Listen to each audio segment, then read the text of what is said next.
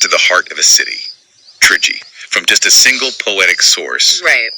And this source describes the city as benevolent. Yeah. Just full of positivities. So our mission is to figure out what exactly creates that energetic spirit. It's a great challenge. Yeah. Because the source itself weaves everything together so tightly. You know, the geography, the spiritual side of things. Yeah.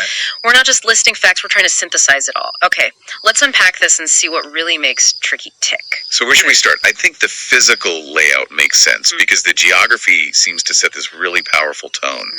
The author points right to the altitude of Rockford, which gives you this immediate sense of scale, this wondrous view. Yeah. This isn't a city that just sits there. It feels like it asserts itself. Absolutely.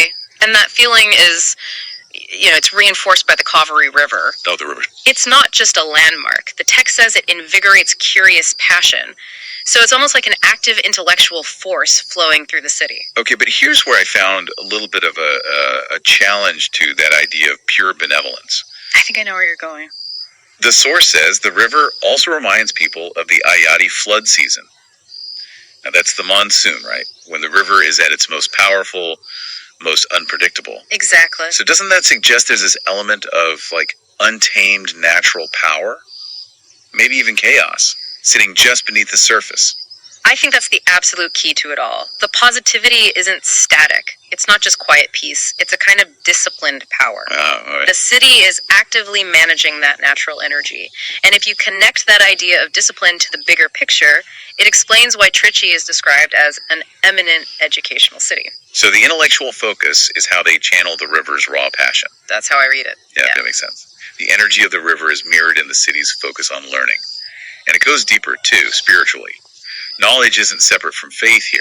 No, not at all. The city is where the Tamil knowledge deity is remembered, and that spiritual respect seems to be the foundation for their whole education system, promising faultless tuition for kids. Precisely. The vibrancy comes from this feedback loop. You've got a deep religious vision fueling a strong educational system. A system that's powered by spiritual dedication. Right. It ensures the vibrant Hindu religion isn't just a historical thing. It's an active part of what makes the city what it is today. Which brings us to the people. Yeah.